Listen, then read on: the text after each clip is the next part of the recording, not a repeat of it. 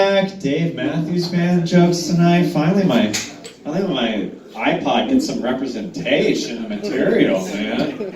My Discog, my Briscoe. How am I doing? How are the dirty dogs in the back? You feeling pretty Fox? Yeah, Merry Foxmas, guys. I foxed with that jacket, man. Are those snowmen on that? Fuck yeah, man. You want to trade? I do, because I want to do cocaine, all right? That's what you gotta wear, baby.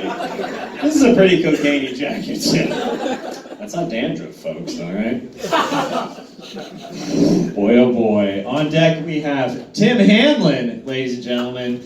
By coming to the stage, we have one of the preeminent dirty dogs of the universe. Give it up for Phil Powers. Make some noise. Yeah.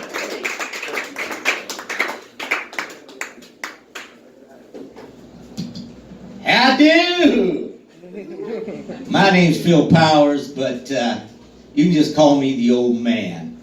Now, usually I get up here and, well, according to him, I'm kind of a dirty dog. And I talk about my three favorite things, the most important things to me, which are comfortable shoes, a warm place to go to the bathroom, and depend underpants that don't leak. But given the fact that this is a special season, I want to talk about the reason for the season.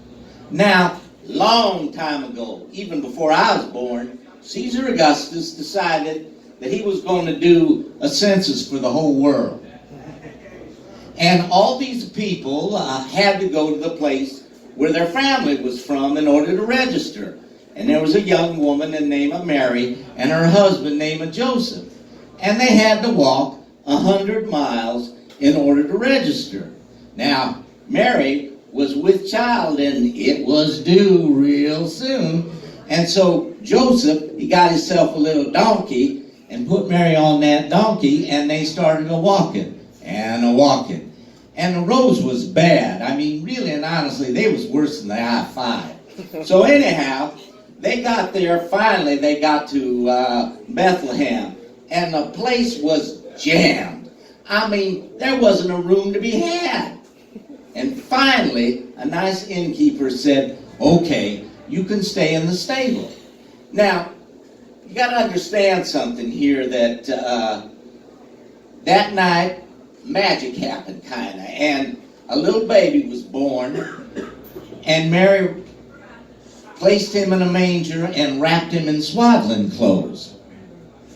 Now, that baby, being the Son of God, was pretty precocious, and he was really advanced. So as soon as he was born, he was a-talking. And he looked around and went, I smell sheep shit. And he looked up at heaven to God and said, Daddy, I know I said that I wasn't partial to be born into some kind of poor circumstance, but a stable? Now, I'm okay with not being in a 4-star hotel with one of them big old queen-size bed with the magic fingers, but a manger? And don't get me started about them swaddling clothes. Now, that little boy grew up and was the Messiah and was the Son of God and changed things forever. Well, now it's many, many, many years later, and Jesus is in heaven. And he's just sitting there, and the cherubims and cherubims are all getting ready because it's Christmas Eve, and they're all getting ready for Jesus' birthday party. And so Jesus is just sitting there, and he's just kind of sitting around, and Gabriel is warming up the band and getting practicing and everything. And Gabriel comes up to him and says, hey, Jesus, happy birthday. What would you like for a birthday present?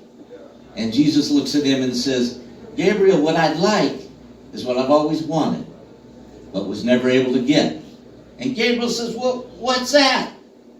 And Jesus says, peace on earth, goodwill toward men. Merry Christmas, folks.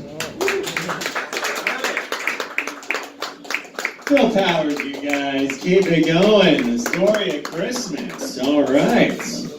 Fuck yeah, dude.